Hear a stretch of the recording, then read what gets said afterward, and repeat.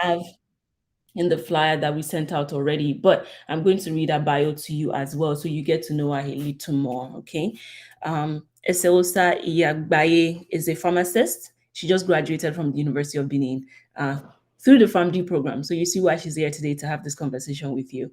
Is a pharmacist and founder of Chronic Disease Mate for Africa, okay? A non-profit. All right, Olakunle, are you here? Do you want to go ahead?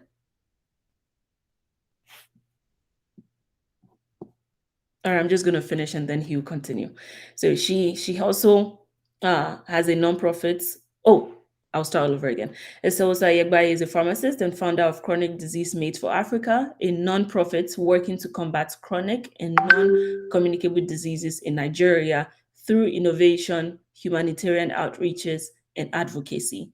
Her solution is recognized by the NCD Alliance, and she made the top 5 finalists in the Be Changemaker Africa Accelerator in 2021. Eseosa is a One Young World Ambassador and AstraZeneca Young Health Scholar.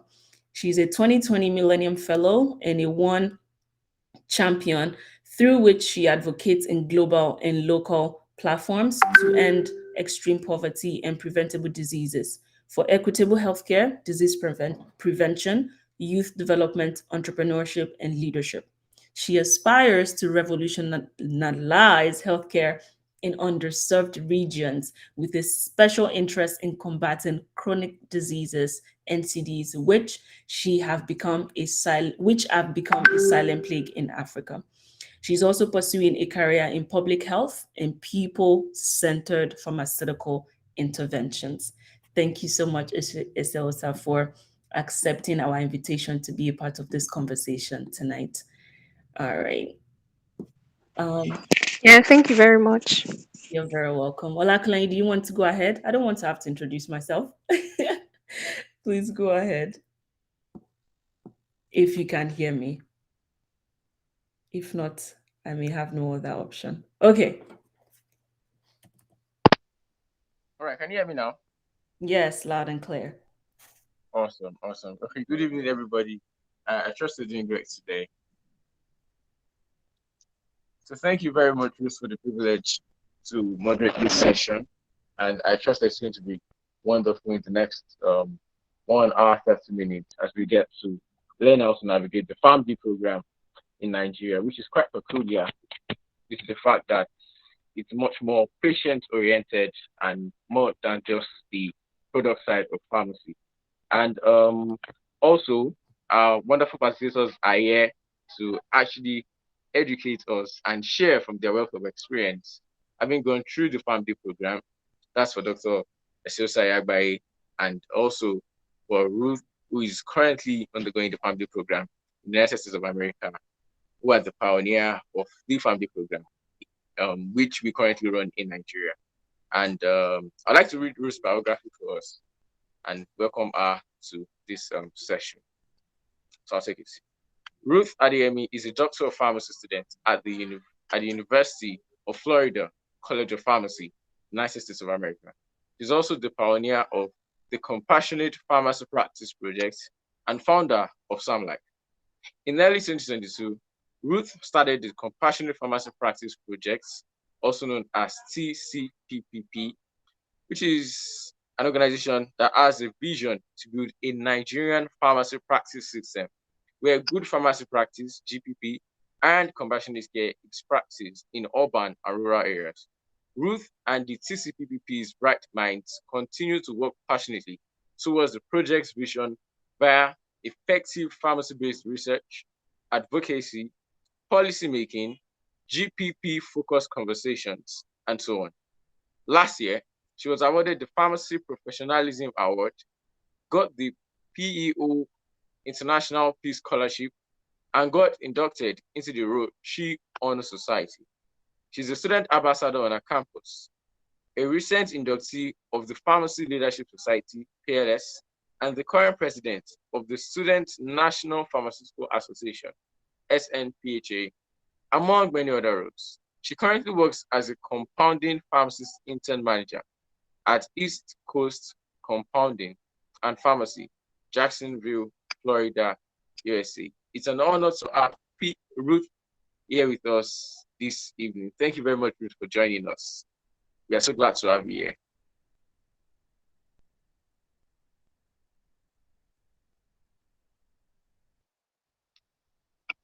Can you hear me? Yes, yes. Thank you so much. Thank you. Thank you for that warm welcome. Okay, so right about now, I will make the floor open for our dear audience to drop their contributions. And there's just one question which I have. How many of us actually know about the Pharm.D program, which is currently running in Nigeria? In the comment section, you can just drop a comment if you are aware about the Pharm.D program in Nigeria. Whether you're a B Farm student, a B Farm graduate, or a Pharm.D student or a Pharm.D graduate, just want to know if you are aware about the Pharm.D program. And that is very important because some people don't even know about the Pharm.D program. I've been to events and I introduced myself as a Pharm.D student, and this person is like, oh, what's the difference between a B Farm and a Pharm.D? Or does Pharm.D even exist in Nigeria? And well, there's need for much more awareness for people to know about the Pharm.D program in Nigeria. So just drop in the comment section if you are aware about the Pharm.D program in Nigeria. And even if we have graduated from the Pharm.D program, you can indicate as well that you've graduated from the Pharm.D program, or even if you're a student, that will help us to know our audience. Thank you very much. I can see comments from Mary Fumilayo Oni. She says, yes, that's true, that she's aware about the program. Yes, another comment from Abiola Ibrahim, and he's saying, I'm aware that the Pharm.D program is actually present. Says, I'm aware that the Pharm.D program is currently on in Uniben and Bayero University. Interesting. Victor says, I'm a student of the Pharm.D program. Mary Fumilayo Oni is saying, I still got access to it. Interesting. So people are still asking, what does the Pharm.D program stand for? That's good. We need to actually educate them and let them know more about the Pharm.D program. All right, thank you very much, everyone. So the next thing is for us to have our first presentation, which will be by Dr. Esiosa Iyagbaye, Pharm.D. Thank you very much, Daniel. Daniel is a student of the Pharm.D program. Ahmad Favor says she's a student of the Pharm.D program and she's aware. Thank you very much. Thank you for joining us, and let's get started. So Dr. Esiosa will share a screen and she'll be talking about the Pharm.D program in Nigeria. What does it entail?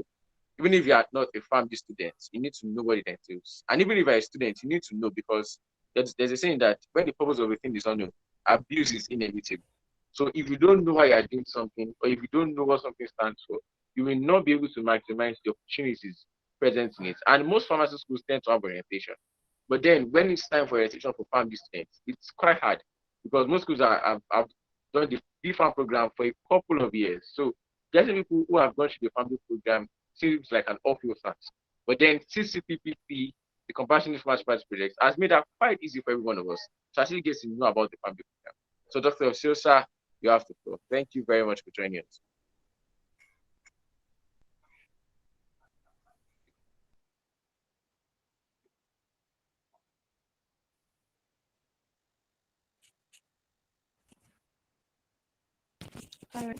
Yes, we can hear you loud and clear.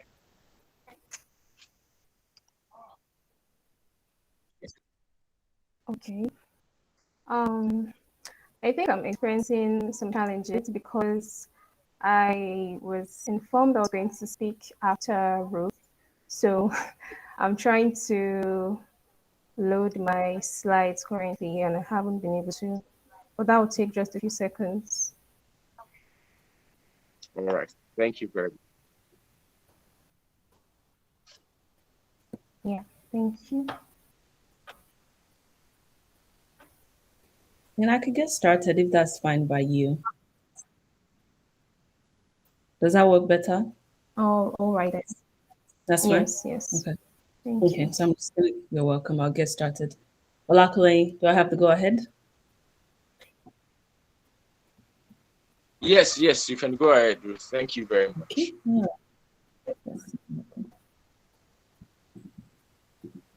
Okay, can everyone see my slides?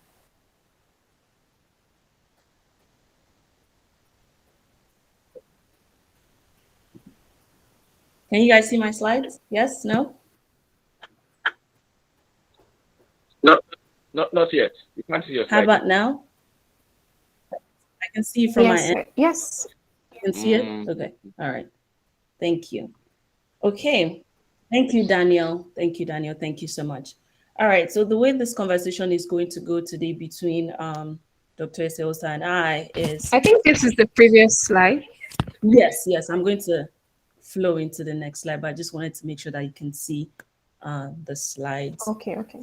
Yes, the way this conversation is going to go is that we'll be talking extensively about the benefits of the Pharm.D program, and we'll talk about the requirements. I will not be talking about that, all right? Dr. Exosa, she'll be talking about that because she has gone through the Pharm.D program in Nigeria, so she'll be talking to you all about the requirements of the Pharm.D program in Nigeria. Then we will both talk about the expectations. What should you expect, all right, of the Pharm.D program? Because I know, once again, a lot of BFARM folks registered for this event. So I want to make sure that you have good information on what to expect as well. All right. So this is just a brief synopsis of what we'll be talking about. And also for you to know, I will also be talking about the Pharm.D program in the United States, because just like Olakule said, I am getting my Pharm.D degree in the US. So I want to expose you guys to what that entails as well. Okay, so you can start to think, do you want to transition into the Pharm.D program in Nigeria, or you'd like to start afresh in the United States and get your Pharm.D degree in the US? Okay, so we'll have that conversation today. You see what's obtainable. You see the difference yourself. Okay, and then you get to decide. So I want to, all that we're going to be talking about today is to make you think, so you can start to ask the right questions. Okay, so you have access to this information. Victor, before I go ahead, do you have any question, because you're raising your hand? Oh yeah, you did, Victor. Okay, all right. I guess that was a mistake. Okay, so starting off, now I'm not going to read all of this to you, okay? It's an extensive list. And just so you know, you all will be having access to this video and the slides from myself and the sales. You have access to these slides once we're done, okay? But the goal behind sharing this slide with you is to let you realize that program in Nigeria currently, from what I know and from questions that I've asked my colleagues back home, is that is more research and industry based. So you're getting to know more about the medication. You're getting to know more about the drugs, the manufacturing of it, quality control, majorly industry focused and research focused kind of topics, all right, and classes that you're going to be taking. Okay, so that's what you can see here. You can see that the entry level is majorly just your regular undergraduate program of going through biology, chemistry, physics, introduction to all of those courses. And then you go into the pharmacognosy and then pharmacotherapy, and majorly the making of medications. How does it work? Okay, and pharmacognosy, the research of herbal medications and all of those things. So you have a vast knowledge when it comes to manufacturing, drug manufacturing. You're very good at it if you're in the BPharm program, because that's the major focus of this program. Okay, and it's also an undergraduate program as well, which is different from the Pharm.D program that I'm going to talk about in a second.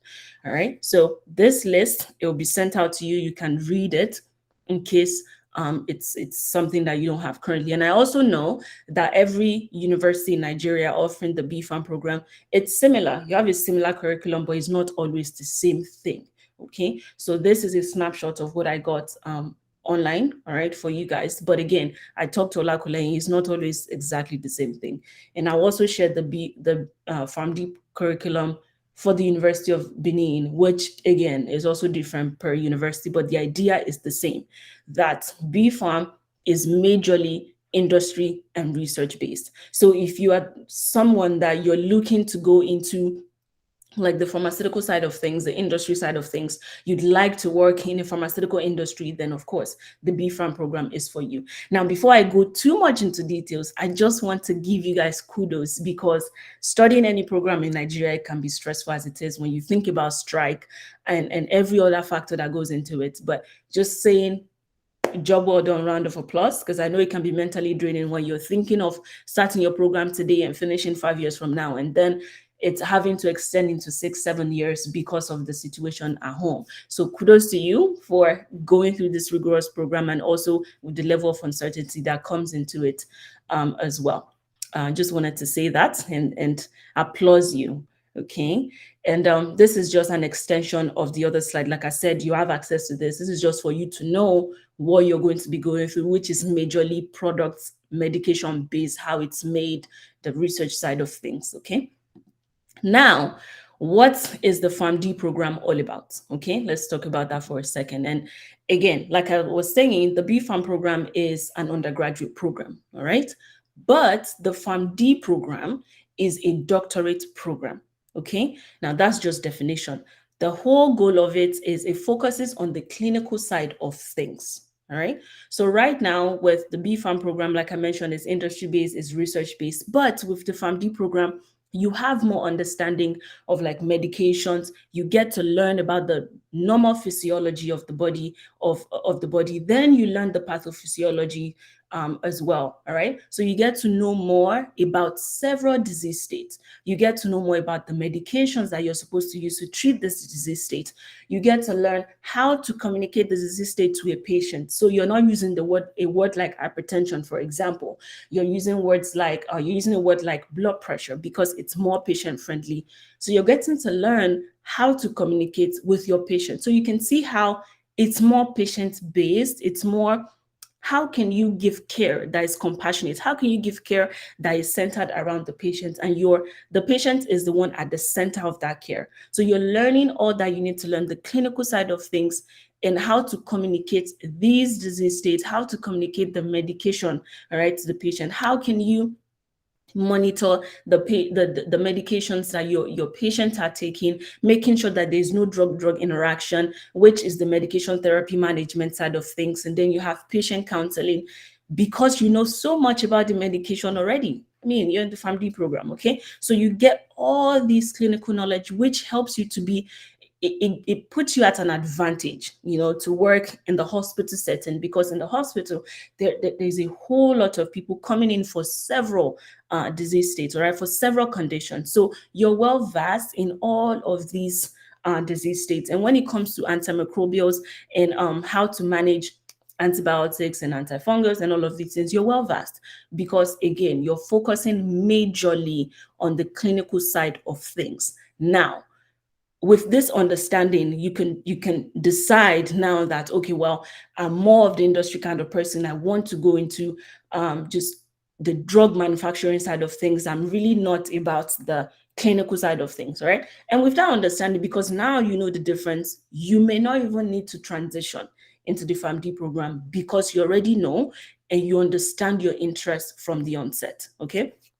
And that's why webinars like this, they're very important, because now you know what's obtainable, you know your different options, okay?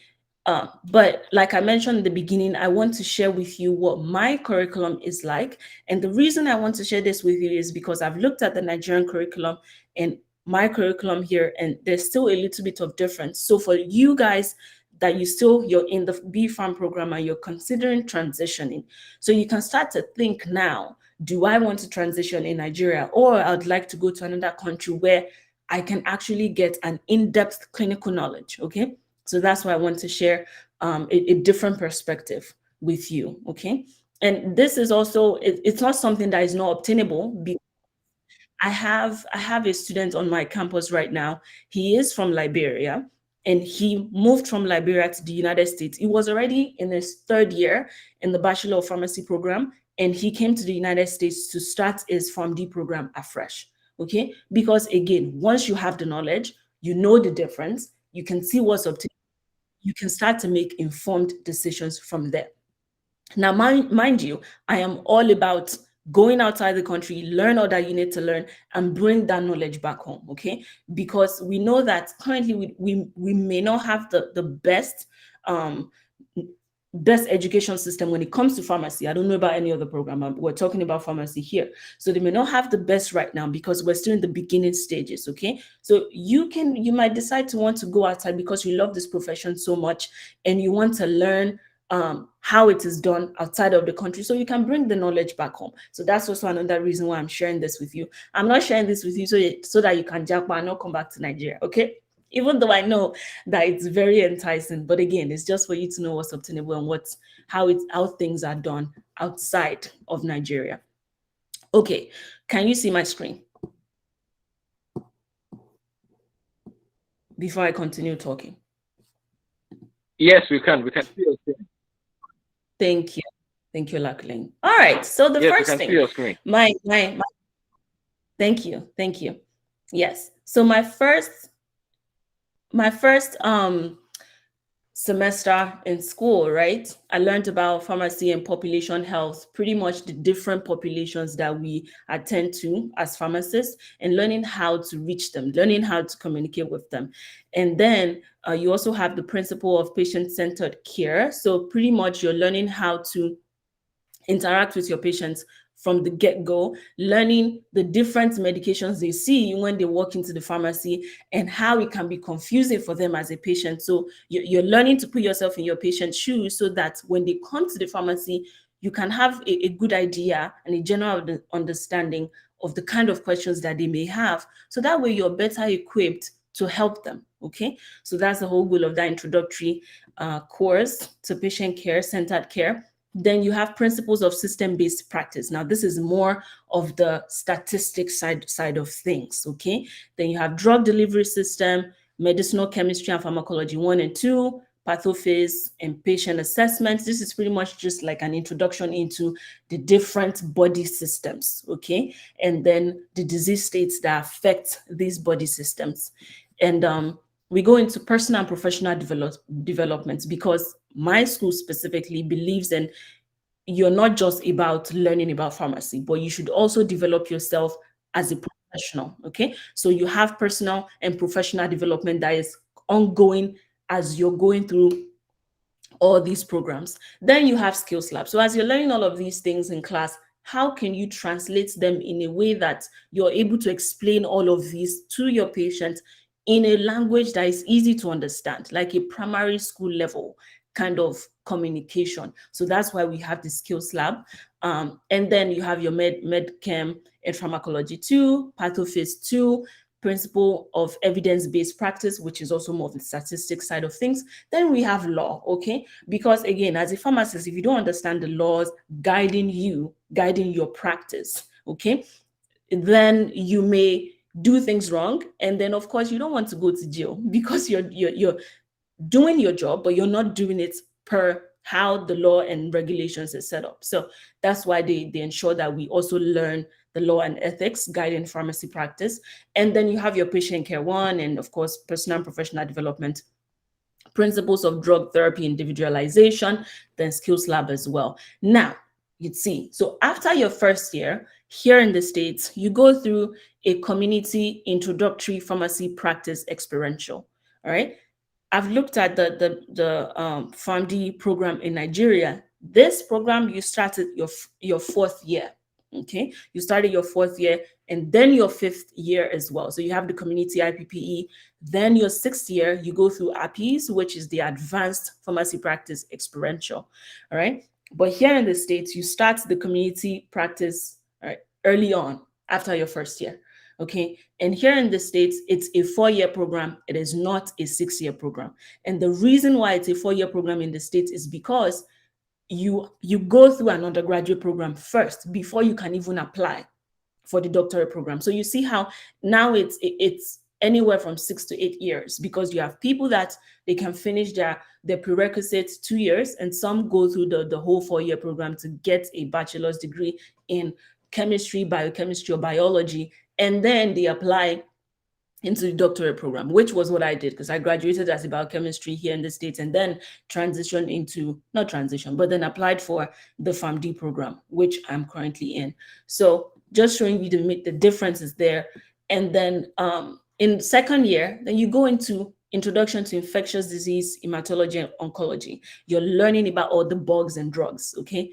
Everything. How do you manage these conditions? All those things you're going to, guys, if you have any question as I'm talking, please drop them in the chat, okay? It's easier that way, so we're not taking too much time. But please drop it in the chat so you don't forget, okay? And I'll do my best to attend to them when I'm done talking. Then you have principle of pharmacoeconomics, because we know we have the transactional side of pharmacy, okay? We have the transactional side of pharmacy as well. So we're learning principles of pharmacoeconomics. We're learning how do medications even get on formularies. And when I say formularies, I mean this is a list of medications that a hospital uses to manage its patients' conditions, medical conditions. So how do medications even get on formularies in the first place? So this class teaches you the cost side of things. And then you have patient care 3, which is all about cardiovascular and pulmonary diseases. So you learn everything that you need to learn about all of these disease state that affects the cardiovascular system and the pulmonary system, and pulmonary diseases as well. Then, of course, you have all your PPD, which is the professional development courses. Now, this is literally every year. So, and skills lab every year. Okay. And we always have to take an elective. All right. So currently for me, I'm in the leadership elective. You also have several other electives. You have like the ambulatory care pharmacy elective. You have MTM, which is medication therapy management elective. So you have several options, to build yourself up as a doctor or pharmacy to be. Then we also have sterile compounding, just like Olakule mentioned. I'm currently working in a compounding pharmacy, so you get to expand your knowledge in that area. Then another patient care again, talking about GI and renal disorders, and then you have endocrinology, women and men's health, which is the class I'm currently taking right now, and then of course professional and skills lab and all of that. Then after your second year, you go through the hospital experiential learning, so the first year is community-based. And all I did was I was paired with a community pharmacy, and I had a preceptor, all right? And the preceptor is pretty much a pharmacist, is a licensed pharmacist. So I'm learning under that licensed pharmacist, okay? That's what that's about. I'm learning, and he's asking me questions and give me a project so I can expand my knowledge when it comes to community pharmacy practice. Okay. And it's great for people that they don't even have a work experience whatsoever, which I did not when I started.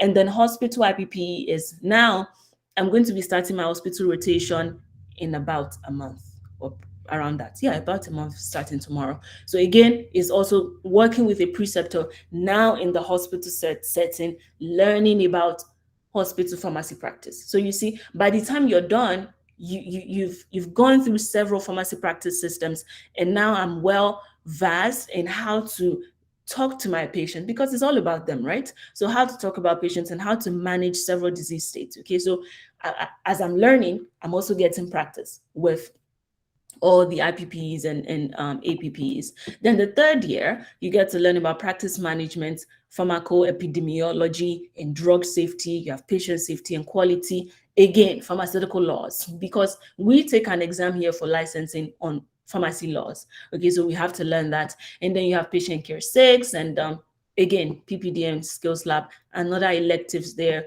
And then brain and behavior. You learn all about brain and behavior, and patient care, complex patients. All right, that's also another class. I can't talk too much about that because I'm not there yet. And then you have your PPD again and your skills lab, and then the fourth year. So for us, the first 3 years, you're in school, you're learning, you have your practical trainings, all right? IPP, community hospital, you have all of that. Then your fourth year, no class or rotations. So all you're doing is you're going to rotate, you're just under a preceptor, you're learning for 6 weeks, I believe. And you can choose your rotation. It could be a hospital rotation. Now, there are some basic ones that you have to choose. So you have to choose a community rotation. You have to choose a hospital rotation, gen med, general medicine, and you have to choose an ambulatory care rotation, which is pretty much like managing all the disease states. Okay. So, but then you have other options as well. So you can decide to go for your rotation with CDC, the Center for Disease Control. You could decide to go for your rotation with FDA, Food and Drug Administration. You could decide to go literally anywhere else, but as long as you've covered the bases, okay? So as you can see here, you have gen med, hospital practice, ambulatory care, community, then you choose your electives, okay? So all through the last year, which is the first year for us, all you're doing is rotations, and you're getting more practice. You're getting to understand the clinical side of things even more. Okay, and then of course graduation, and then you become a doctor of pharmacy. All right, so that's that about the Pharm.D curriculum here in the States. So if that's something that you'd love to start. Maybe you want to go from B Pharm and start your Pharm D here. Absolutely. Okay. And like I mentioned, April 29th, we're going to have another webinar discussing scholarship opportunities. So definitely don't miss that. Okay. Now, the benefits of the Pharm.D degree, because I saw several questions on why is this even important in the first place? Why do I have to transition? Which is a valid question, because I would want to know as well. I already have my B Pharm degree, so why do I have to transition into the Pharm.D degree? What's the difference? Why? Okay.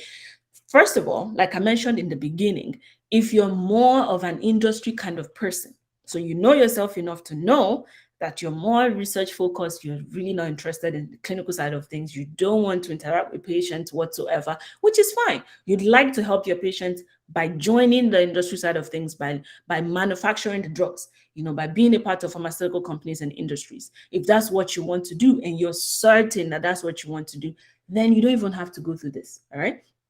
You can stick to your B Pharm and then, of course, grow your professional knowledge by starting your master's in pharmacy, and then you can even go to PhD if that is the route that you want to take, because that's also okay, right? But if you're a clinical person, you're all about the patient, you're all about patient care, you want to work with patients, you want to help them manage their disease state, just like Dr. Eseosa that we have here. She's very passionate about chronic diseases. So I can tell that she's more of a patient-centered care kind of person. So that's why she even has a Pharm.D program, because again, she knows her interest enough to know that that's what works for her.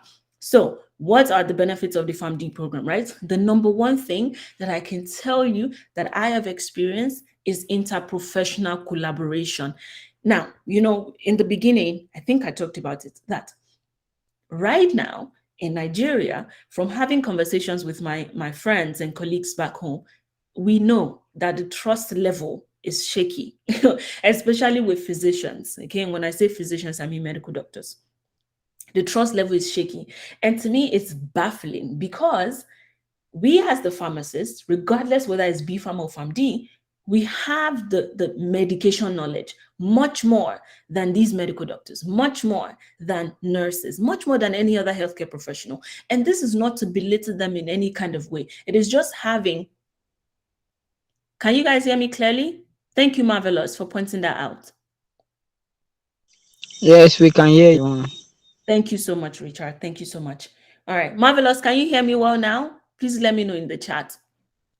But as I was saying, this is not to belittle any profession. It is just understanding that for medical doctors, you have your responsibility, right? And for us as pharmacists, we have our responsibility. And the whole goal is that we're working together, as healthcare professionals for the sake of our patients, okay? So as a Pharm.D degree owner, you're better equipped when it comes to interprofessional collaboration, because now you've learned so much about all these disease states. You've learned so much about the medications needed to manage the disease states. So you're better equipped to have a respectable conversation with a medical doctor saying, well, I don't think this medication is good for this patient because I've looked at them holistically, and I noticed that there are some drug-drug interactions with the medications that they're currently taking. So I don't think this is the best course of therapy. Why? Because you've gone through a program that allows you to be able to share that kind of information with another healthcare professional. So with the Pharm.D degree, you're better equipped for interprofessional collaboration with dentists, with nurses and physicians, and you have more practice opportunities. Now, I understand that in currently in Nigeria, because we know this is a growing program, just like I mentioned, we're just getting started with the Pharm.D degree. So we're not 100% there yet, but we're growing, okay? Again, is my voice breaking or is it network? Marvelous. Okay. It might be network because my own is not breaking. Okay, thank you. Thank you. Just wanted to make sure that everyone else can hear me. Marvelous, please check your network, because it seems like others can't hear me, okay? And I'm very sorry that you're experiencing that. Okay, so yeah, as I was saying, currently in Nigeria, the program is not solid 100% yet. We're still growing. But I want you to know that with the Pharm.D program, because we're going to get there, we're all working together to make sure that we get there. With the Pharm.D program, you have the opportunity to venture into several practices, right? You could go into oncology pharmacy practice, you could go into cardiology, You could go like several opportunities there. You could go into informatics, just like you see here. You could go into industries, regulatory affairs, policy making. The opportunities are endless when it comes to Pharm.D. Literally, the opportunities are endless. You could do anything and everything because you're well equipped for that. So you have more career opportunities beyond community pharmacy practice, beyond hospital pharmacy practice. Okay, that's the goal. More career options. Okay, then you also have an advanced clinical knowledge. I've talked about that already, so I'm not going to talk again about it for the sake of time. But you have advanced clinical knowledge, and you get to work closely with patients because now you know the medication so much more, you understand the disease state so much more, so you're able to help your patients much more because you have an advanced knowledge when it comes to disease states and how to manage them. And MTM is pretty much medication therapy management, and is looking at all the medications that your patient is taking and figuring out which one works, which one does not work, which one do we need to optimize the dose, which one do we need to decrease the dose, all of that. Okay, so you're looking at all the medications, not just one. Then you have medication reconciliation, which is usually not with all the medications, but with a few of the medications that a patient is taking, or with just one medication that a patient is taking. So you're counseling them on that medication. And honestly, guys, it's super rewarding because think about it. This patient comes to the hospital, they have their diagnosis because they talked to the medical doctor already, and now they've been given their medications. Now they come to you and you get to explain the medications to them, how they should take it, and what food they should not combine it with. Should they take it with food? Should they not take it with food? And then by the time you're done, you see this beautiful smile on their face, right? It's quite rewarding if you ask me. And so that's one of the many benefits. And then just in continuation, you're literally now your focus is shifting from just the medication, because like I mentioned, with the B Pharm program, it's heavy on the products. I think Olakule used that word. It is heavy on the products. But with the Pharm.D degree, it is heavy on the patients because now we're about the patients. We're learning all the clinical knowledge that we need to learn to better help our patients. Now, this is not to say that you as a B Pharm degree owner, that you cannot help your patients. Absolutely not, okay, right? But all we are saying and all I am saying is that you're better equipped to help your patient because now you have an advanced knowledge when it comes to clinical practice. And again, in addition, you have hopefully we're growing into that increased trust from physicians. Okay, that's the goal, because now that you have more knowledge, you can respectably, and emphasis on respect, because even here no doctor likes pharmacists to talk to them anyhow, because they still have this feeling that, oh, we're superior. It's anywhere, it's here, and I know it's at home as well. Okay, so just talking to them respectably and saying, I don't think a patient should be on this medication, I think they should be on this based on this particular resource, based on this particular guideline. Because when you're talking to them, you want to back up what you're saying with a guideline.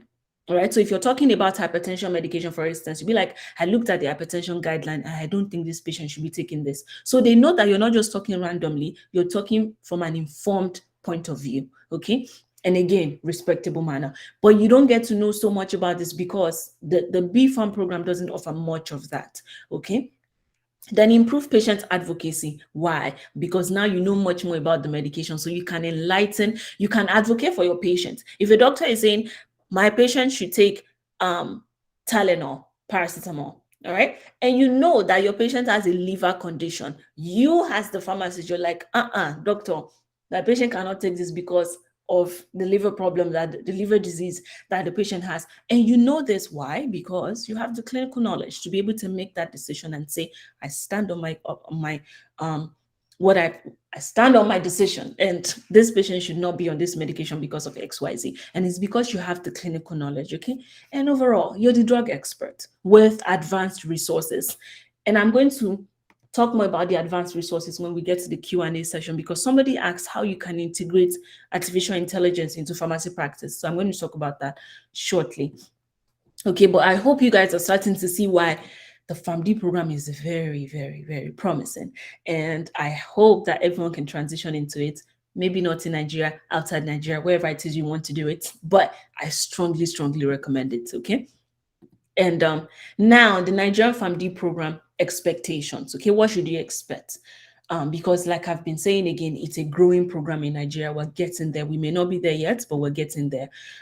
First thing is transition. So for those that you have the B Farm program and you're thinking of transitioning, because I have swayed you today to start the Pharm.D degree in Nigeria. So we have the 3-year full-time program. Now, when I was reading up on this, okay, I read that Uniben has a part-time program, okay, for you to transition from B Farm to Pharm.D. But then, as I was talking to my very good friend and colleague, David Ade Yemo, he told me that now it's more of a full-time program where you can transition from B Farm to Pharm.D, and it's a 3-year full-time program, okay? So not too bad, okay? And then now they used to, when I say they used to, Uniben used to have a 1-year conversion program, and that was 2 academic sessions, 2017 through 2019. And this was majorly for practicing pharmacists, okay? But they no longer have that. So what we have right now is with Uniben and University of Ibadan. So you can transition 3 years full-time program. I don't know if I don't think other universities have this transition program yet, but I'm hoping that a few years from now, the transition program will be available, nationally, nationwide. Or you could even start afresh, right? If you're like, okay, if you know someone that they're currently in their undergrad or they just finished secondary school and they would like to go into pharmacy, you can just let them know. Just start afresh. Pharm.D program. Do that 6 years instead of 5 years. Is 1 more year, okay? And you have, again, more opportunities and every other thing that I've mentioned today. And expectations, more clinical courses beyond you knowing so much about the medication itself. Now you're learning clinically, you're getting clinical knowledge so that you can better help your patient, because now you're well informed and you're more informed. All right. And of course, the vein side of things. By the time you're done, you get the doctor. Okay, the doctor is added to your name. Okay, now here in the States, that is not much. It's not that much big of a deal. Oh my gosh, English. It's not that big of a deal yet. Yes, because here it's like when I graduate, it'll be Ruth Adeyemi / Pharm.D. Okay. But then, of course, when someone is addressing me, they can say the doctor. But I know back home, you have the doctor to your name, and literally anywhere in the world where you have Pharm.D as well. But I'm just saying here, the emphasis is not majorly on the doctor, because everybody is generally accepted here now. So you know that once you've gone through the doctor pharmacy program, you're automatically a doctor. But expectations, once again, you're not just called a pharmacist anymore, even though you're still a pharmacist, but now you're a doctor XYZ. Okay. Then when it comes to salary, now this is a controversial topic, because I read that starting off before internship, upon graduation, you get a level 9 salary, B Farm O, Pharm.D O, regardless, it's the same salary. Okay. But technically, according to the books, okay, by the time you finish your internship, if a Pharm.D degree owner should be earning more than a B Farm degree owner. Okay, that's in the books. If you are working for a federal hospital, in the books. But again, I was talking to my friend David, because I wanted to confirm, because we all know we have things in the books that we're not implementing. So he told me that currently, because he works in a federal hospital, this is not something that is going on currently. So I'm hoping that, again, as we grow, this becomes a thing, because it makes no sense to me that I will go through 6 years of school and I'm making the same money as someone that went through 5 years. Now, just to make you feel that it's not only Nigeria that is going through this problem. Here in the States as well, if you go through the Pharm.D program in the States and you further your studies by going through the PhD program in pharmaceutical sciences, right? You get paid the same way as a Pharm.D degree owner here. And it makes no sense to me, because I've gone through 8 years of school to have a double doctor, right? And I'm still earning the same thing. Do you get? So we're facing the same issues, maybe not exactly the same, but similar issues, even here in Nigeria. So I'm hoping, and this is where advocacy comes in. And that's what TCPPP is all about. We're advocating for our profession and letting people realize that some things just should not be. And we're working towards changing that, because there should be a difference. AfriLion TV, are you asking me if BFARM and Pharm.D is the same in the States? If that's what you're asking, we don't even have a BFARM here in the United States. For you to be a pharmacist here in the States, it's from undergrad. After you've gone through biology, chemistry, or biochemistry, you go straight into the Pharm.D program. We don't have a BFARM anymore. They stopped that years ago. Okay. And I have faith that that's where we're going to in Nigeria as well. So we need more forward thinking people, right? So we can phase out of the BFARM program and go fully into the Pharm.D program in Nigeria as well. We're getting there. We're getting there. I have high hopes. Now, you guys asked some questions. I'm not going to answer that right now. I would love Dr. Eseosa to share our presentation first, and then we'll go into the Q&A because I want to answer your questions that you asked, okay? So I will stop my presentation now. I'll let Dr. Eseosa take over, and then I'll come back to answer all your questions. Well, almost all of them. Thank you.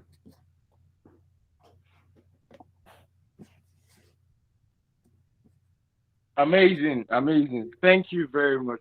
We're so grateful for the session. We're able to learn about what the Pharm.D program actually entails in the United States of America, and also how it is related to patient care and the future of the pharmacy profession across the world. And how it can actually help in the advancement of the pharmacy profession, especially when it comes to the awareness and sensitization of the public, and giving a very good perception of the pharmacy profession in Nigeria, Africa,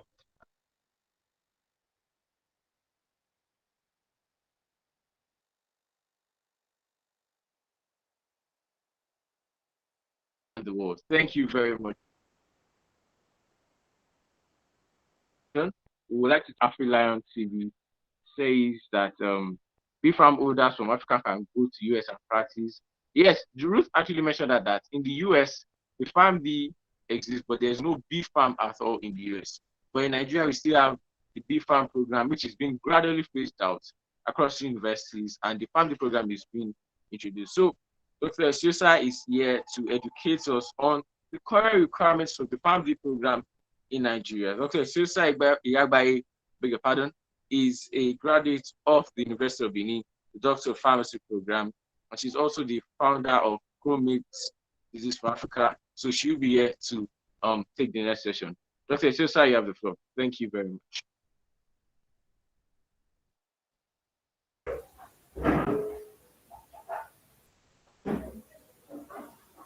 All right, thank you very much, Ola. Can you all hear me?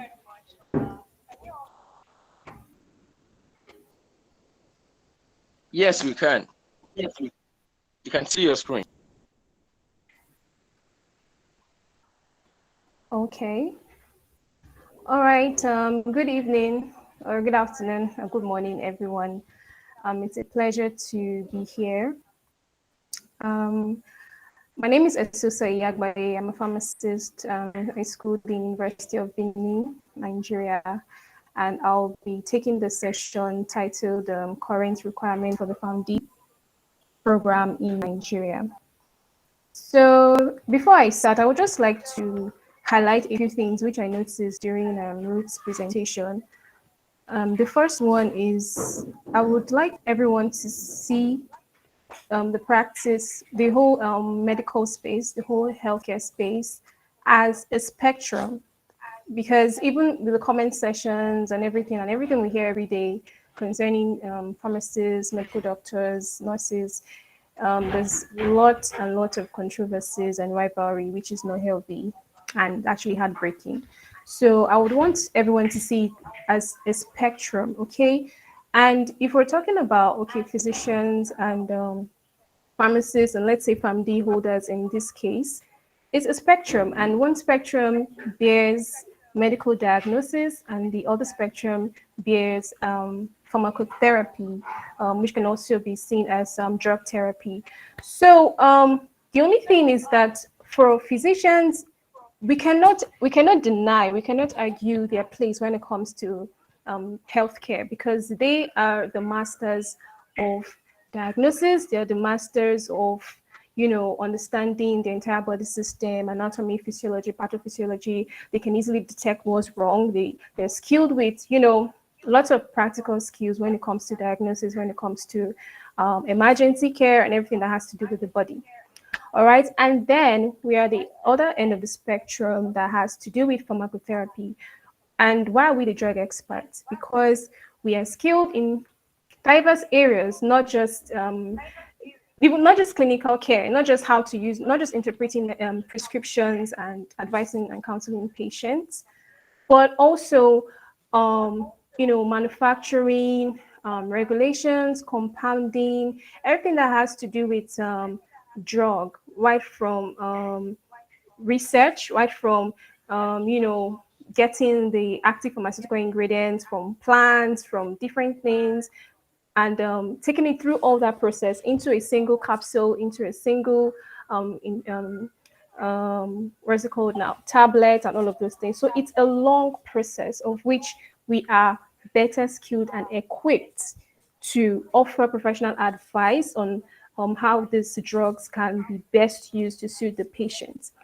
And so I don't see how it's like north and south magnets trying to attract. It's not going to be possible. We're complementing each other. So there's no need for all of this competition and everything. When you need to seek and respect a physician, let's do so as pharmacists and encourage the physicians to also, see the need for our own expertise, our own skills and everything by our own attitude and how we prove our own relevance.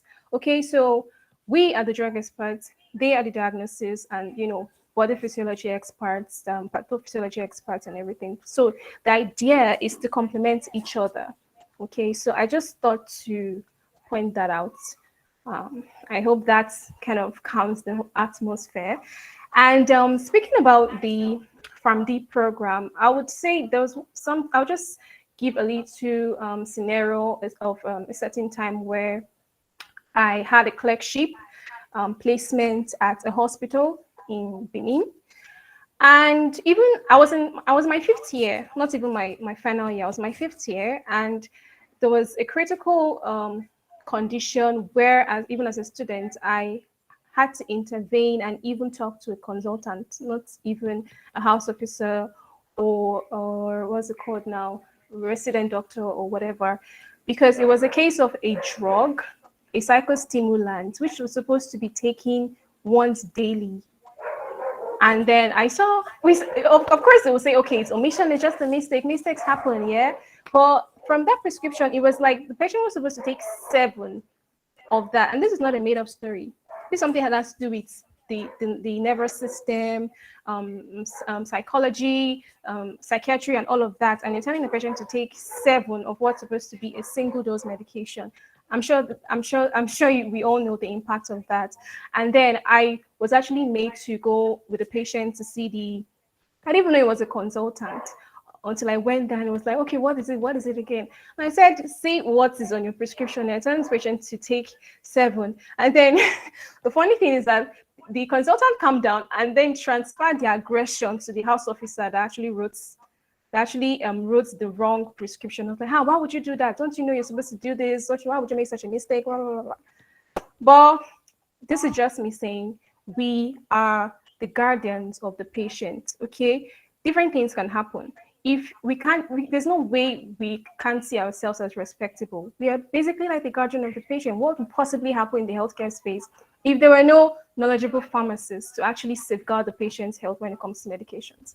So this is just like an intro, and I'll just get right into my presentation. So current requirements for the Pharm.D program in Nigeria. About the Pharm.D program, sorry, let me just remove this.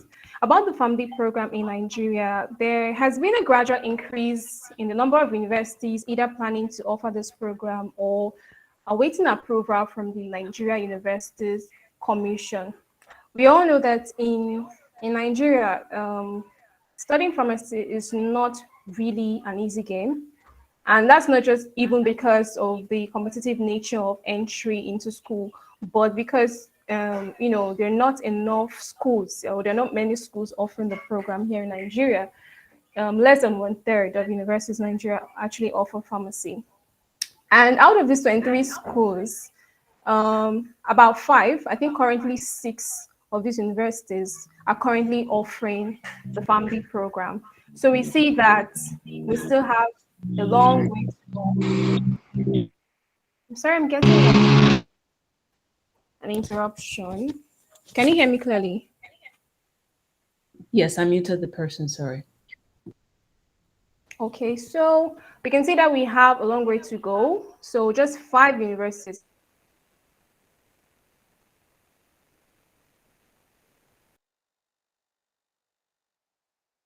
offering the Pharm.D program. And actually, the Pharm.D program started in 2001. Yeah, so it was designed to model similar programs in the US, and also took some scientific content from the BPharm education in the UK. So, despite this, it wasn't necessarily approved. It wasn't necessarily accredited. It was only approved for commencement as at that year by the Pharmacists Council of Nigeria, but it actually got accreditation in the year 2016. And then the duration of the program became like 6 years, compared to the BPharm program that was actually 5 years. So currently, we have just these 5 schools: University of Benin, Bayero University, University of Nigeria, University of Jos, University of Ibadan, and University of Ilorin. And these accredited institutions are actually accredited by 2 bodies, that's PCN, Pharmacy Council of Nigeria, and the National Universities Commission. For you to have like a full accreditation, these 2 bodies have to accredit you, because currently we have some schools, about 5 schools that are only accredited by the NUC and not the PCN. So for you to be fully accredited, then the PCN has to like give you the full accreditation and the go ahead. And actually, what does this depend on? What does this depend on? From my own knowledge, I think it depends on the facilities of the school, and also the credibility, knowledge, and skills of the preceptors, the lecturers, and everything, trying to ensure that they are well grounded to offer those, or to pass down those required skills and knowledge for the Pharm.D program. And I think there's one major area that they really, really look at, because, for instance, I can take a cue from my school. It's only until recently that we really began to see a clear difference from how things were in the Faculty of Pharmacy Uniben few years ago and now. Because then, of course, we were doing clinical rotations right from 5th year down to 6th year. That we did clinical rotations for 2 good years, but we even started doing clinical pharmacy courses right from 400 level. Okay, so we discovered that even aside that, the clinical rotations, they were not really it, to be honest, because just doing routine, going on with routine rotations every day, and the preceptors even in the hospitals where they were not really given the right guidance. We had situations where pharmacy students can go on ward rounds in some hospitals, and they just basically in the pharmacies are not really getting the right experience when it comes to patient care, patient conditions, and everything. And aside that, even in the faculty, we didn't really have many, should I say, equipment for for clinical illustrations, for simulations, most especially. But now we do have those things, and it's really, really commendable. Really commendable. So we have lots of materials and equipment for patient simulations, for dispensing practicals, for research, and even we can see the effort being put to ensure that for our clerkship, we're well grounded with clinical practice. And we can see that even in some centers, there are ward rounds and more collaborations with other healthcare professionals. So we can see that there's still room for improvement, but we can agree that it's not. We can see the reason why it's not really easy for many universities to get accredited for the Pharm.D program, because I know some persons, some of our colleagues that are in the B.Pharm program or B.Pharm graduates.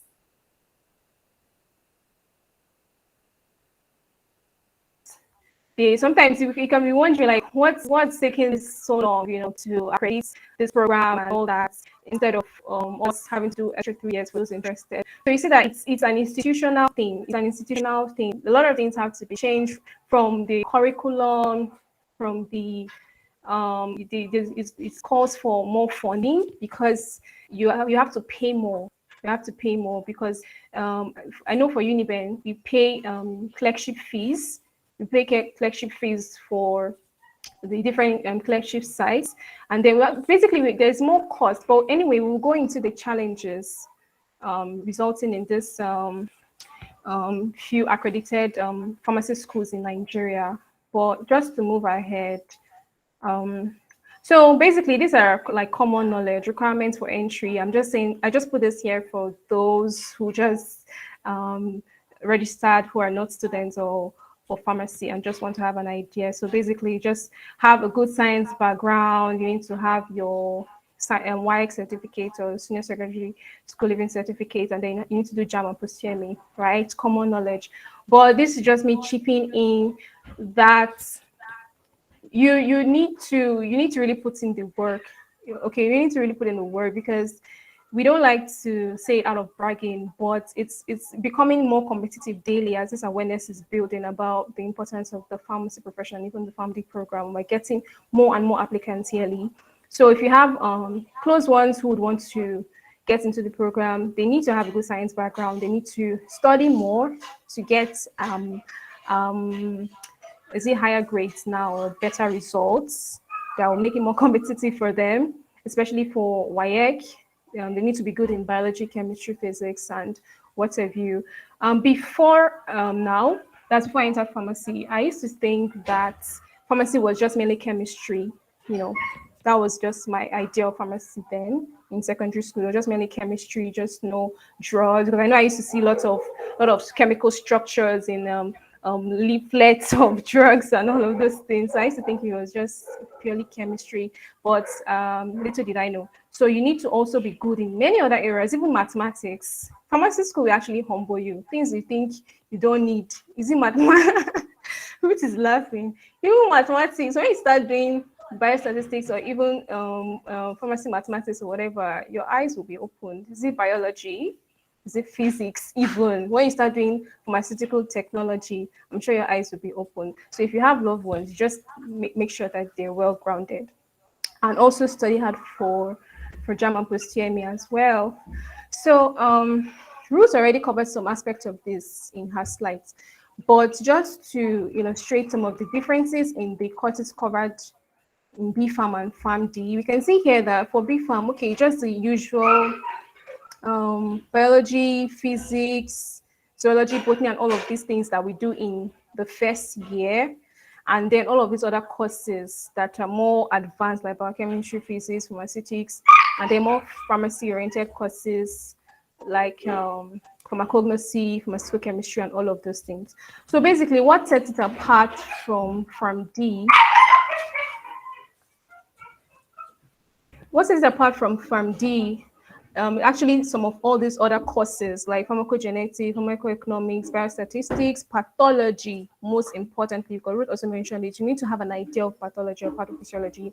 That is like the cause of disease and disease progression, how disease progresses. And when you have an idea of that, you'll be better able to counsel your patients. You'll be able to understand so many things. Like you can even foretell the progression of a disease, and would even want to counsel your patient better to ensure that, okay, see where this disease can progress to. You really need to do this because of this. This one, now you're not just saying, okay, do this, take this drug because we have manufactured a drug and we know that you're supposed to take you're supposed to take one tablet 3 times daily for a drug to work. No, we know where this can potentially go and the impact is going to have on your health and your disease condition. So this is why you need to take this drug. So you see that there's emphasis on pathology, there's emphasis on clinical toxicology, veterinary even. So it's really, really, really worth it for those that want to go into it.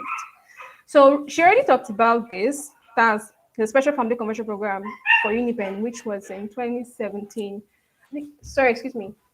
The dog, like something. Okay, so this Special Pharm.D Conversion Program was in 2017 and 2018. It was just one year. And it was just for pharmacy lecturers or practicing pharmacists that just wanted to be able to apply patient-centered approach, in their practice. So it was really, really competitive, though. It was really competitive because they even needed like approval from the University Senate. They needed the applicants to be recommended by some preceptors in their workplaces and all of that, just to compress the Pharm.D program into a one-year program. So it was very competitive, but right now it's 3 years, so more work, more expenses. So this is just like what I was saying before, some challenges we are facing when it comes to the Pharm.D program in Nigeria: training facilities and clerkship program, clinical lecturers, course and accreditation. So I'm sure this is still common knowledge. We need more training facilities.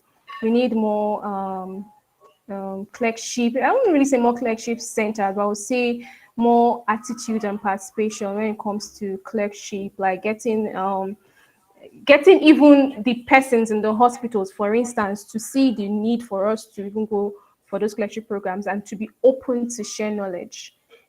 I was telling Ruth something during our call, and I was saying that addressing this interprofessional collaboration problem in the healthcare space, it's going to be very difficult to address it from top to bottom, like preaching to elders, for instance, that are medical leaders already and already up there, that are policymakers, and they're so ardent and opinionated on whatever they feel is right. So, but we should start every day with our peers, right? With our medical friends who are in medical school, who are nurses, who are optometrists. It's not just between nurses and medical doctors anyway. There are so many persons too. Med lab scientists are there. And we all need to be carried along and seen. We need to tell them, okay, the need for this interprofessional collaboration and how it's not a competition, but the end goal is for patient care, So we need more training facilities and more clinical lecturers as well. I mean, if people don't do Pharm.D in this our generation, I actually wonder who's going to teach. I'm going to teach the next generation of Pharm.D students. So we really need to invest ourselves into it, so we can have people that are well suited to lecture students on these topics, and also that are motivated. I know many lecturers are not motivated. Let's not even go there. Let's not even go there, especially in Nigeria. So I don't even know. So accreditation is also there. And this accreditation really depends on these other three things: cost too. So if your school is probably yet to consider it in Nigeria, well, just be patient and be praying to God. And I don't really know. I really don't know how it's going to go, but just so you know some of these things that are probably resulting in it, except maybe they're not really interested in it, or they just want to stick to the B farm and or just want to leave the Pharm.D for other schools. Because I think some people have been saying some things in the comments like Afri Live, or I don't know, Afri Love or something, trying to say, okay, what's the difference between B farm and Pharm.D and how this and that. If we're going to talk on this topic, we're going to recount that session. But if you want to stick to the B farm, you can stick to it. But it's good to, go with change. It's really good to go with change. I'm not saying that the Pharm.D should entirely focus on just patients, though. In my own opinion, I feel it should just be balanced. I feel it should be balanced. We should not lose the essence of, drug manufacturing, production, quality assessment, and all of those things that go on in the background before we even see the drug. Okay, we should make sure we look at those areas too and pay close attention to them, because if everybody is going to patient, we're going to have millions of community and hospital pharmacists. We're not going to have people in regulatory, we're not going to have people in industry, we're not going to have policymakers, leaders, and people doing research. It will surprise you that even in research and what's it called now? Is it drug? What's that thing now? Drug discovery. Many pharmacists are not even involved even in drug discovery. We sometimes even the physicians are even the ones doing more of the research in hospitals and even pharmacists. So we're not saying that it should just be, we should just from year 1 to year 6 it should just be patient centered. No, we're just saying we're imbibing it. It's more like a generalist thing, meaning you can be suited for any environment if you're a Pharm.D graduate. Okay, so if you now want to specialize in any other aspect, you're free to do so via postgraduate colleges or pharmacies, or do your own PGD programs and all of that to expand your knowledge in certain areas. But as a Pharm.D holder, you should be a generalist. Why? It's better to have more than to have less. So that's just my answer to this BPharm and Pharm.D war. So I think that should be all from me for now. Thank you very much, and I'll be glad to continue in the questions and answers section. Thank you.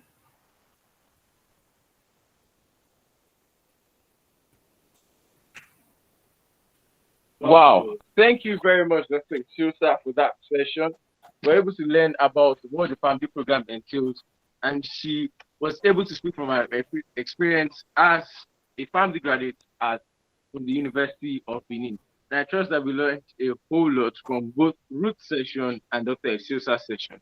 And I would like to take questions. We have just 10 minutes more before the end of the program, and this is very important for those who have questions. We have a couple of questions here already, and I think Ruth will take the first set of questions. Ruth, are you ready?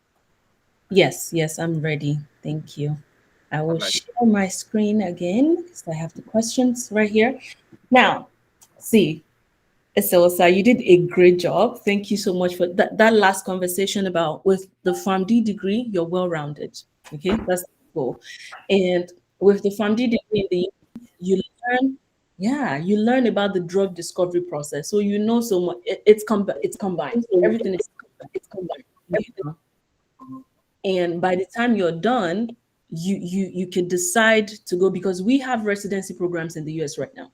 We have residency programs, we have fellowship programs. So fellowships, they're people that they're more industry inclined, and then residency, they're folks that are more hospital inclined. Okay, because for example, once I'm done, I'm more of the industry kind of person because I'm more interested in policy making side of things. But then for those that are interested in the patient-centered care kind of things, they can go into do their residency, which is a must, and then they go into several hospital practices. So you realize that you have so many opportunities. Okay. All right. So going into the questions.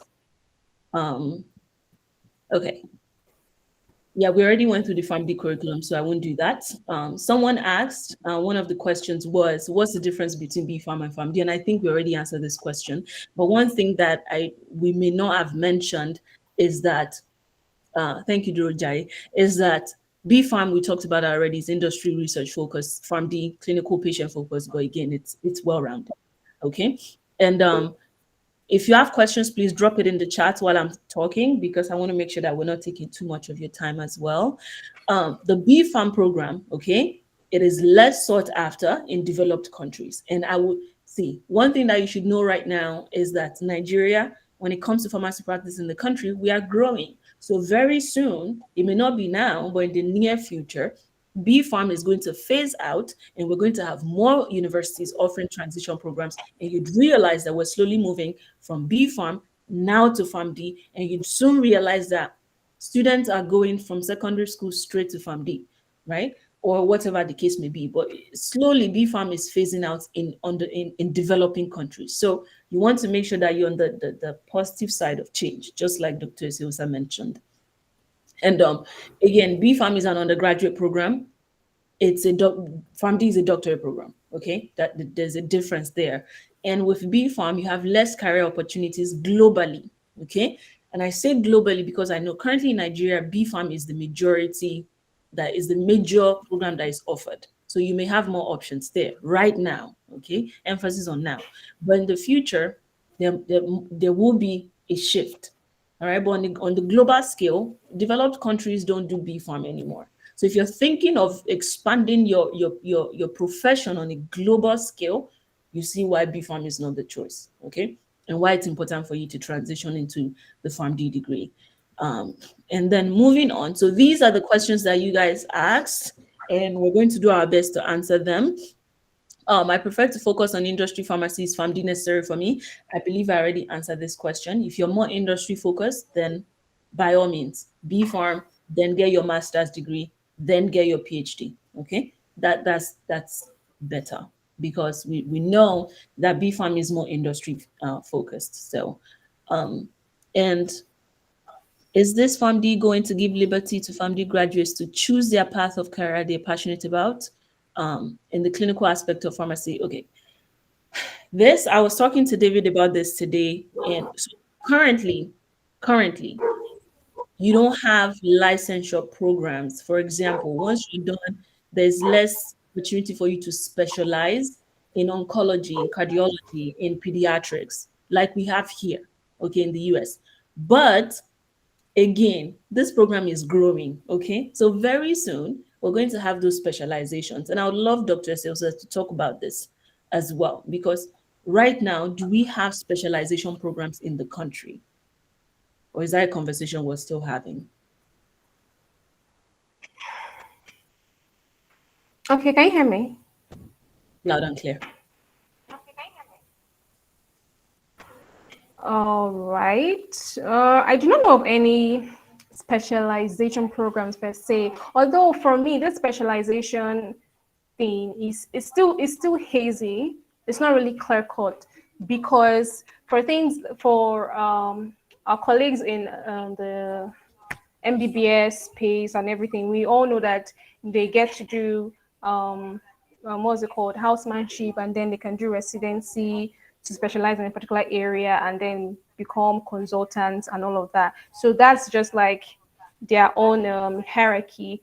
And even at that, those that also want to do masters and all of that can still go do those things, even as medical doctors.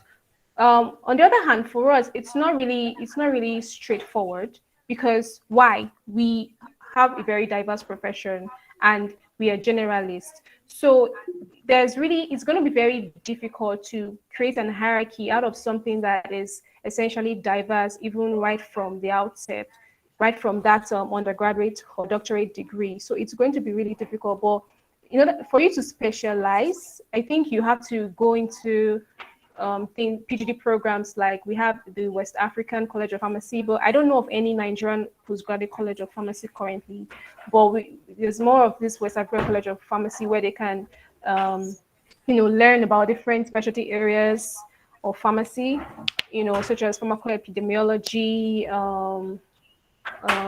what's it called? Pediatry, oncology, pharmacy, and all of those things. You can actually do those things. And you can also consider doing master's programs in this aspect. So all of these can actually make you a specialist, in my own opinion. I don't really have much idea about this aspect. Thank you. And although I read a research, I read a research recently where I read a research article where they were talking about the same thing of how in some countries, I don't know, like the US, there are some programs now, like I think it's postgraduates. I don't know, I think they call it PGY1, PGY2, and PGY3, where they can actually, go through specialty programs, and then they're trying to inculcate something similar in Nigeria.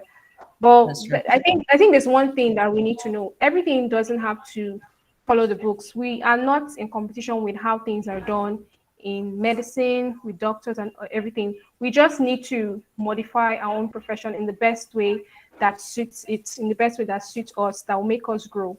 Okay, so it doesn't have to be the same way because, like I said, we are by default generalists when we come out of school. So it's left to us to really know which areas we want to specialize in and how we're going to go about it. So I think that's it. Thank you. Thank you. And Ermias, I'd like to answer your question, or not a question per se, but your comment. Okay. Pharmacy in the US is a postgraduate program. So it's not a first degree program. Your first degree will be your undergraduate program. It's a postgraduate. So when you're getting your Pharm.D degree, it's postgraduate. It's after you've graduated from a university and you have your, bachelor's in XYZ, whatever the case is. But the Pharm.D program here in the States is a postgraduate program. Okay. Just had to throw that in there. And the next question that we have here, to what extent can Pharm.D graduate be licensed? I think Dr. Eseosa mentioned this, all right? Because we're not medical doctors, all right? And we don't do what they do. What we're doing is it's a collaborative practice, okay? It's a collaborative practice. That's the whole goal here.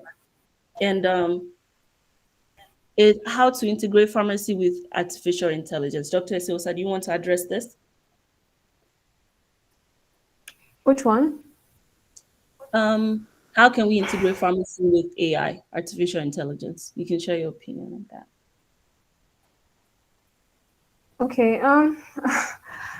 Artificial intelligence. Well, I'm not really grounded in all of that tech space though. I have But an idea. actually, in this whole artificial intelligence, I just think like we all need to be careful. We love to jump on trends a lot. Like we need to really be careful with this artificial intelligence thing and how it's going to really impact the profession and its relevance. Just look into the positive side and try to be careful about it, in my own opinion. Well, what do you think? Yes. Okay. If you can follow the I mean, we've not MES even totally talked about pharmacy and its impacts for Yeah, all those automated dispensing and all of that. So I don't really know where AI comes in. yeah. I'm going to share my thoughts on that. But what MES is saying, I don't 100% agree with that because again, I'm in the system, so I know it's not a first degree. But then, just if you have your thoughts on that, because I know you're attending to his question in the chat as well. All right. So when it comes to artificial intelligence, right, what I see, in my opinion, what this question may be asking is how can we integrate the use of just technology, right? How can we incorporate that into pharmacy practice? And currently here we have technology, different types that we can use to figure out drug-drug interactions, for example. So let's say I'm typing up a medication into a patient's profile, okay? And then this technology stops me and lets me know that, hey, it's an alert that comes up and says this medication contradicts this other medication that this patient is taking. So this is an example of how we can use technology specifically to incorporate it with pharmacy practice to build our efficiency and things go faster. For example, another example is we have a technology called clinical pharmacology here, where you can check like how a medication works, what should you monitor a patient when they're taking a particular medication, right? What counseling point should you offer a patient? So you have this technology to aid, all right, our practice because we know that we may not know everything, right? And we also know that we don't give misinformed information to patients. So let's say you're unsure of something, you can use these technologies to aid your knowledge, right? So I feel like it's not necessarily a bad thing, but where it is bad is if we are 100% depending on technology and you don't have, I mean, background knowledge on medications, for example, this is where it becomes what we should not be doing, right? Because again, the patient, they trust you, not necessarily the technology. So you should be well versed enough. But then I'm all in for technology because again, it helps us as we go about patient care. But again, it shouldn't be something that we depend on solely. Okay, right. How can one become an outstanding pharmacist? Okay, I would like to say something though. Go ahead. First of all, it's as regards to this question that says, to what extent can pharmacy graduates be licensed to do what medical doctors do in Nigeria? Yes. I don't know if we addressed this before. I think to what extent it can be licensed to?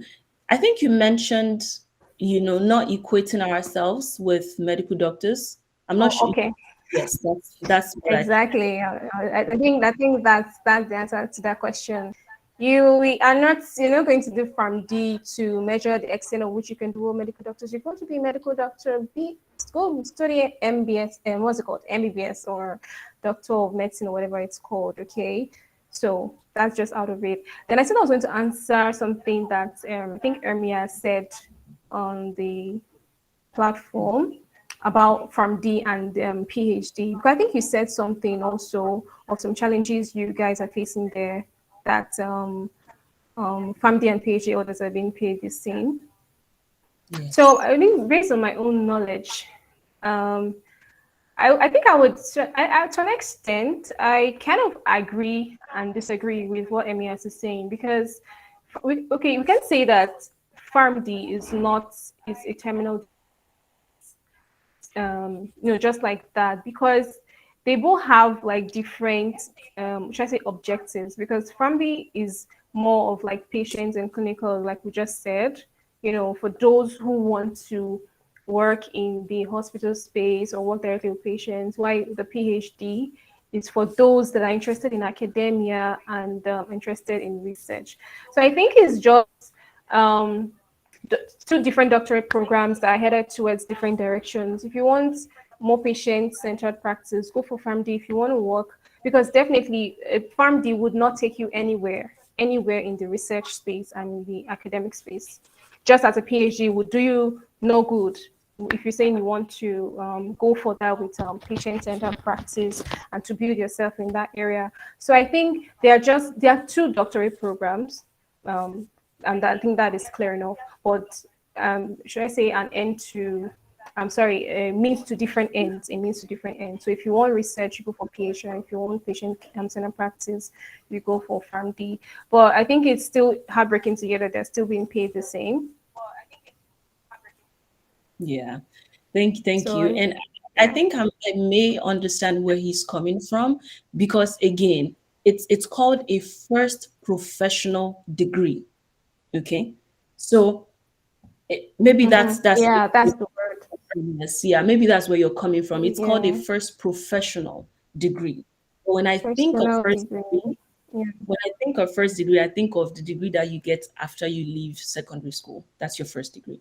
But the first professional degree, though, you yes. could classify, pharmacy as a first professional degree. If that's what you're talking about, then I'm here with you 100% on that. Okay. All right. The next question: what edge does Pharm.D holders have over B Farm? I believe we already talked about that, so I won't go into that. But I wanted Dr. Seosa to talk about how one can be an outstanding pharmacist, because she started um, an organization while she was still in pharmacy school. So I wanted her to talk about that. How can you be an outstanding student, even how can you be an outstanding person as a student pharmacist or as a pharmacist?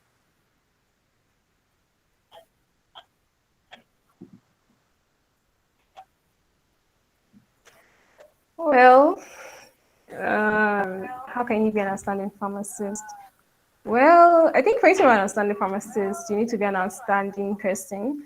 So it starts from you, basically. It starts from you as a person. You need to try to do things that are not just like following the line and just like following the norms. Okay, so you need to actually ask yourself where you're going first of all, or what your goals are, for you to know what you need to do to get there. Because personally, I don't really believe in, for students just walking in a straight line. And I'm not saying you should not be serious with your studies and all of that and come out with excellent results, but you need to also find ways to develop yourself. That's the only way you can be outstanding. But well, it still depends on you, because one thing I've discovered in this life is that we all have different goals.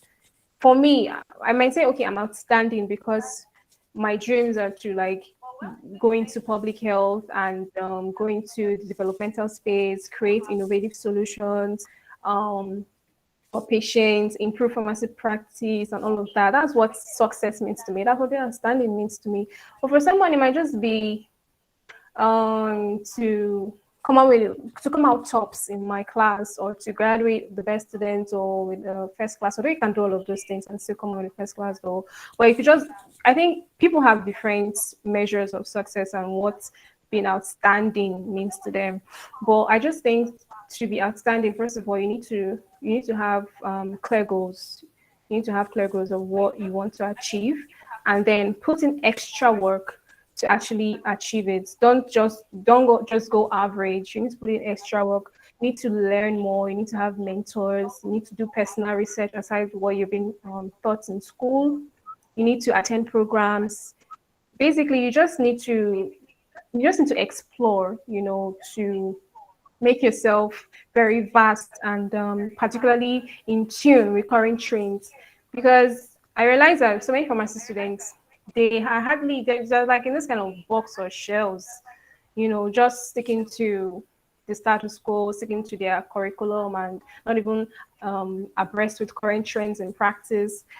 I mean, things are changing every day. So if you want to be outstanding, you need to be vast, all right? You need to be in tune with current trends. You need to do your research, all right? And particularly, I'll just end by saying, know what you want to achieve and put in extra work to achieve it. Yeah, to be an outstanding pharmacist. Thank you. I have nothing else to say. You answered it very well. Right. So next question is how feasible can Pharm.D holders be acceptable in medicine such that they won't be faced with opposition? I answered this question earlier by saying when we're recommending things to to medical doctors, when we're recommending things to any other healthcare professional, right?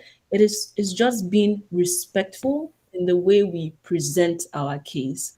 Because again, we already know medical doctors, they have this like they're on this high horse that they're the best when it comes to healthcare professionals. So when you're talking to them, realizing that that's where the majority of them, that's their mindset, and presenting your case to them in a way that is respectful. Because even you, when someone is telling you that you made a mistake, I'm sure you would want the person to be respectful when they're talking to you.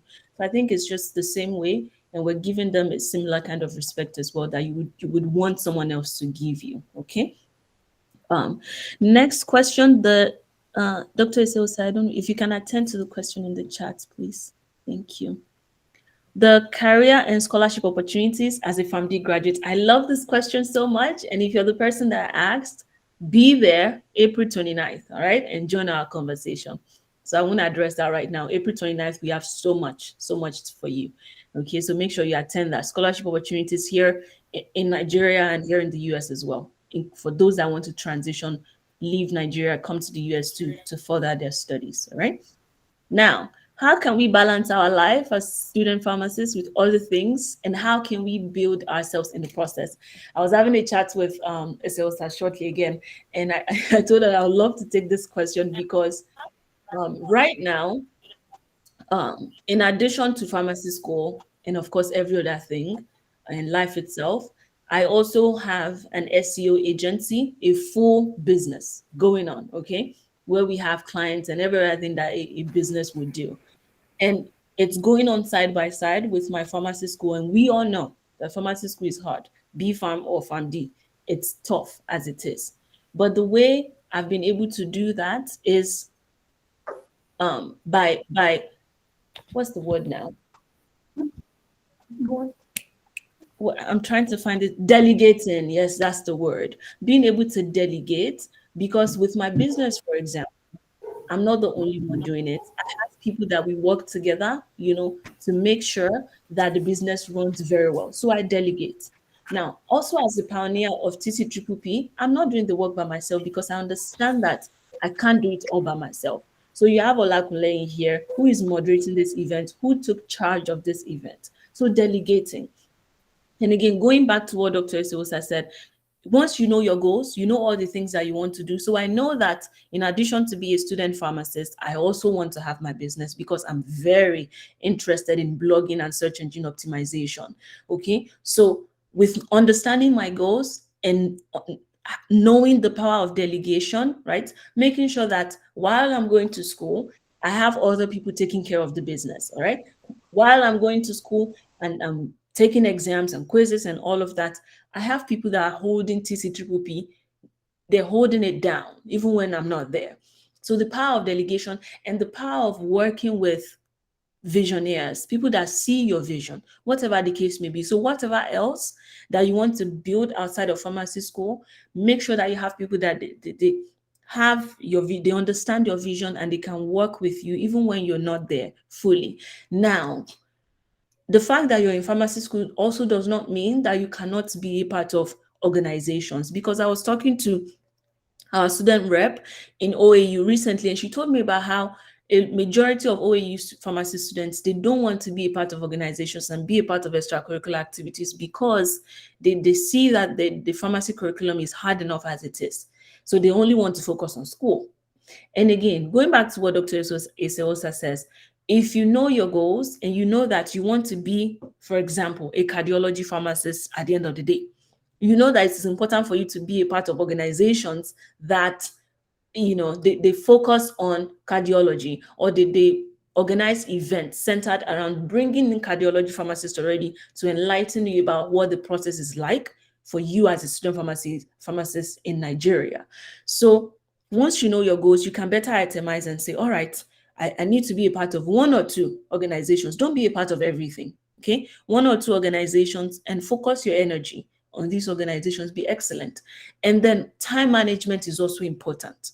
For example, for me, during the week, I focus majorly on school. During the week, focus on school. I focus on my organizational duties. President of SNAFA, for example. I'm a member of ROCAI, and I'm also the vice president. So during the week, Monday through Friday, I'm focused on school and my organizational duties. All right. Then weekends, I'm focused on my business and TCPPP. So you see, you look at your schedule, see what's obtainable for you. Maybe Monday, Wednesday, Friday, you focus on other things that you're a part of, and then other days of the week you focus heavily on school, and then weekends you focus on XYZ. So being able to manage your time as well is also an important skill for you to have. And I believe that answered the first question on how can we balance and what are side hustles I can do.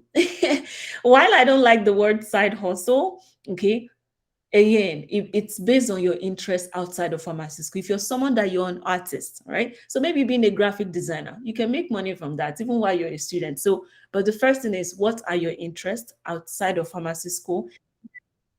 Leveraging those interests, learn all that you need to learn about that interest and start to monetize it. For example, I wasn't always about blogging and SEO.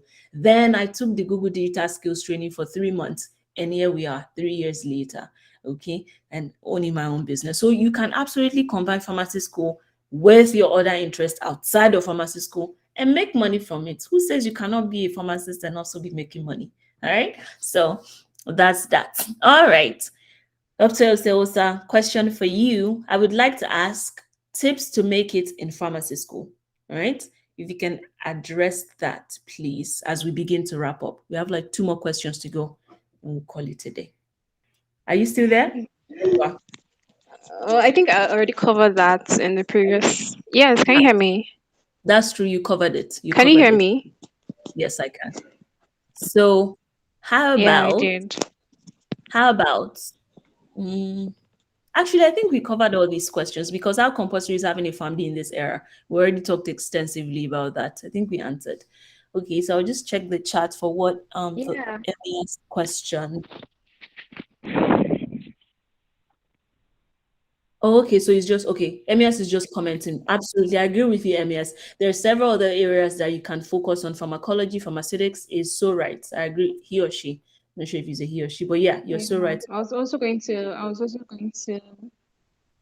I was also going to speak on what he said. That it's very important. We should. Can you hear me? Yes, yes. Hello. Yes, I can hear you. I believe we can hear you. Okay. Okay. So I was just saying that what he said is very important because we should not lose our source. Actually, we shouldn't lose our essence. What makes us pharmacy? all of those sciences. Pharmaceutical sciences is very important, our stronghold. Because I see lots of people now, they're just hearing about Pharm.D, patient care, patient care. Everybody's seeing it like, oh, an opportunity for those that don't want that, probably did not get medicine to study because this one is more patient-centered. Okay, let's just go for that. But what makes pharmacy are the pharmaceutical sciences, okay? So we really have to be well grounded in those areas. It's what gives us more things to say, even when we're speaking to other medical counterparts like the doctors, because we are well grounded in our pharmaceutical sciences, in pharmacology, in pharmacognosy, in technology, in all of these areas, even the chemistry of drugs. I mean, when you start working, when you start practicing, you discover that even all of the sciences are very important and even essential in day-to-day pharmacy practice. So let's keep reading and let's keep expanding our knowledge in these areas. I love that. Thank you. Alrighty. So I just wanted to say, because as you guys know, I'm not studying pharmacy in Nigeria. So I had to make sure that I have the right information for you today. So big thanks to Drug Savant. Very helpful with my presentation, and Medic Ruffians Drive. Then David Adeyemo, he's actually the TCPPP liaison in Nigeria. So excellent guy. Really appreciate you. And Olakuleyin Adebusui, he's a Pharm.D student, University of Ibadan. I think because of network, he's currently not here. So, but yeah, I just wanted to say thank you to him. And for those joining us, if you're joining us from UI, please say something in the chat. I'd like to give you a shout. You guys are doing great. Oh, thank you, Mary. Thank you. Yes, and please just comment in the chat whatever university that you're joining in from. I'd love to just say thank you. And yeah, thank you guys for staying up until now. I know it took a little bit more than anticipated, but thank you so much.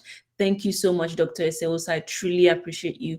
Thank you for joining us today and sharing your knowledge with us. Much appreciated. Oh, Mary, what's your question? Copy and paste it, please. I would love to answer your question before I share the last slide. What's the question? Let me check. Oh, okay. So the question, a lot of people don't even know that. So my question, which is similarly to, since Pharm.D is more clinical, what would happen to students who are not clinically oriented and are currently undergoing the Pharm.D program with no B-Pharm option? Inclusive, how is the program? How practically here, I know it's 6 years, do we get a BSc too? Well, from my understanding, actually, Dr. Esosa answered the question. You went to the B-Pharm program. I'll answer it based on what we have here, but I mean, you're in Nigeria, so she'll be better suited to answer that question. Do you get a BSc with your Pharm.D, right? Which I don't think the answer is not yes for me here. You only get your doctorate degree and that's it. But I would love her to answer that question.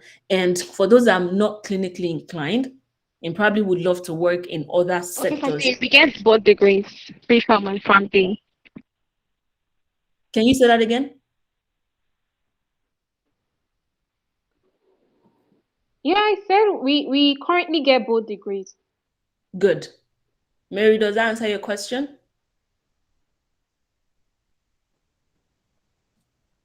And she asked that for those that are not clinically inclined, like what are the other options? So she's in the Pharm.D program, but she's not more of the clinical person. Are there other areas that she can focus on, even with her Pharm.D degree? Well, yes, I think that's what I made mention of earlier. With a Pharm.D degree, you are like a generalist. Just see yourself like a generalist that's well grounded in different areas, industry, patient care, and all of that. So when you come out, we can present your certificate anywhere, and you can still, specialize in whatever area you want to specialize. So that even gives you a bigger advantage, more knowledge. It's just like doing less with more. So just see it in that way. So you can actually do whatever you want to do. It's just giving you that general idea, general expertise, so you can be best suited for whatever area you want to practice. That's right. Thank you. And for the question I have, Mary, about what's expected 500 and 600 level, Dr. Seosa already talked about it, and she has her slides. I don't want to go over it again because for the sake of people that, they've been here for so long. So I'll share the slides with you and you can go over her slides because she already talked about it, okay? All right. Oh, she's asking for people. Well, aren't you patient oriented already? You're caring for your patients already. You're caring for other people. But yeah, that's awesome. Okay, so well, thank you guys. We have come to the end of this eye-opening session. I hope that we've answered your questions. MES, I want to shout you out specifically because yeah, we had an interesting conversation there. So, but thank you. Thank you for joining. Thank you for staying all through to the end. Um, you can contact us if you have any question whatsoever. Tis the cppp@gmail.com.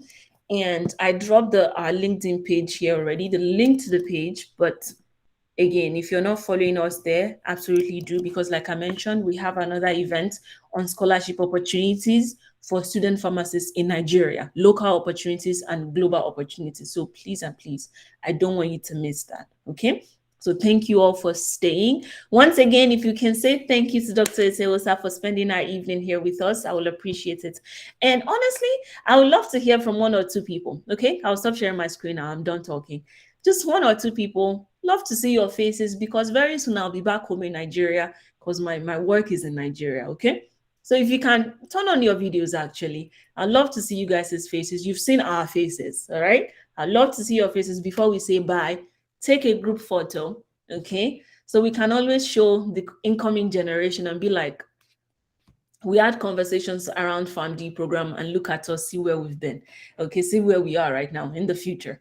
So if you guys can have your videos on, I really, yeah, thank you, Blessed. Oh, look at that. Thank you for sharing, for putting on your video.